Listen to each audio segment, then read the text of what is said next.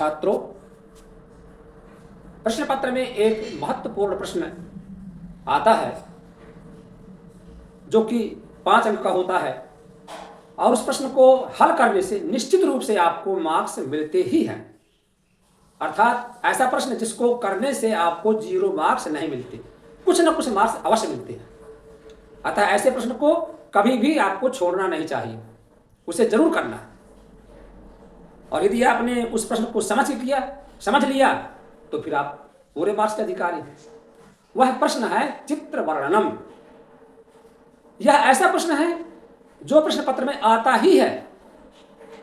वैसे तो चित्र के पास जो है चित्र में हेल्प बॉक्स दिया रहता है, अर्थात सहायक मंजूषा दी हुई होती है, उससे आप शब्दों को लेकर के चित्र का वर्णन कर सकते हैं, या आप चाहें तो चित्र को देख करके भी चित्र का वर्णन कर सकते हैं।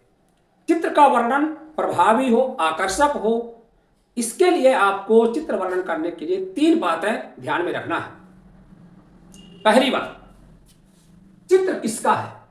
दूसरा, चित्र में क्या क्या है, क्या हो रहा है। और तीसरा, चित्र का क्या महत्व है। यदि इन 3 बिंदुओं को ध्यान में रख करके आपने चित्र का वर्णन किया तो निश्चित रूप से आपको पूरे के पूरे मार्क्स मिलेंगे। अब सबसे पहली बात है, चित्र किसका है। यदि चित्र में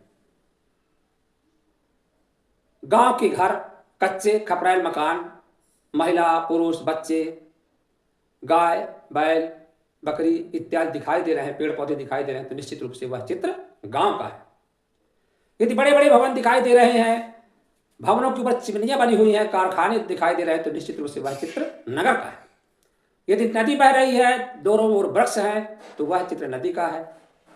यदि विद्यालय लिखा हुआ है, विद्यालय का बोर्ड लगा हुआ है, बच्चे खेल रहे हैं, बगीचा है, कुछ पेड़ लगे हैं, तो वह चित्र विद्यालय का है।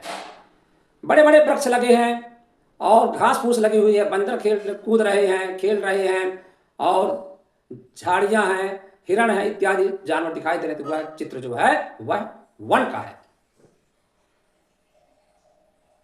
किसान काम कर रहा है, हल चला रहा है, फसल उग रही है, तो वह चित्र खेत का है।